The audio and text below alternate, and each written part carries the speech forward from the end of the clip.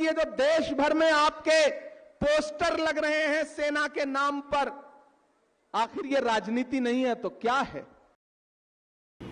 कांग्रेस के राज्यसभा सांसद इमरान प्रताप गढ़ी ने अपने एक भाषण में कहा कि पहलगाम आतंकी हमले में मारे गए निर्दोषों का बदला लेने के लिए पूरी कांग्रेस पार्टी, पूरा विपक्ष, सारे कांग्रेस नेता सरकार के साथ थे।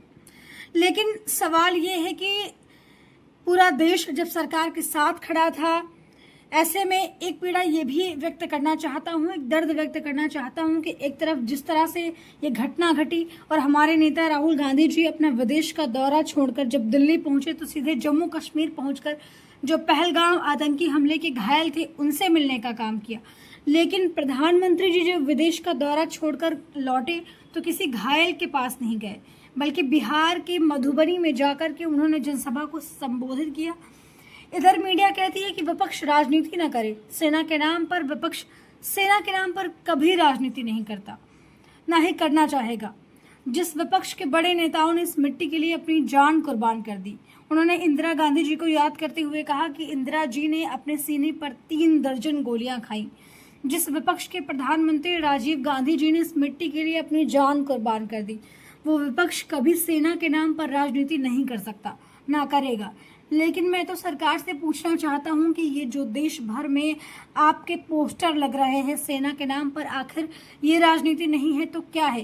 प्रधानमंत्री जी, मैं आपसे कहना चाहूँगा कि हमारी सेना के शौर्य को तो पूरा भारत सलाम कर रहा है, पूरी दुनिया सलाम कर रही है।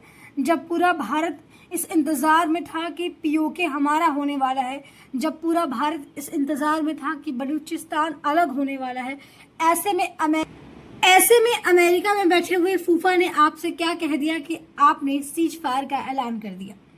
जब पूरा देश उस पड़ोसी मुल्क के आतंक पर फायर था, गुस्से में था, ऐसे में कौन सी मजबूरी थी कि डीजीएमओ ने आपसे बात की और एक झटके में सीज फायर हो गया। और सीज फायर का ऐलान आपने नहीं बल्कि अमेरिका में बैठे हुए ट्रम्प फूफा ने किया। भारत एक संप्रभु राष्ट्र है। हम वो हैं कि जब इंदिरा गांधी जी ने पाकिस्तान के 2 टुकड़े किए, बांग्लादेश बनाया, तो अमेरिका के प्रेसिडेंट निक्सन ने कहा कि आप अपने पैर वापस खींच लीजिए, हमारी सेनाएं पीछे बुला लीजिए, वरना हमारा 7वां बेड़ा तैयार है। तब उस आयरन लेडी इंदिरा गांधी जी ने निक्सन से कहा था कि 7वां नहीं, 8वां नहीं, 9वां नहीं, 10वां नहीं, जितने भी बेड़े भेजने हैं भेज दो। भारत की सेनाएं अब पीछे नहीं हटेंगी जब तक कि पाकिस्तान के 2 टुकड़े ना हो जाए।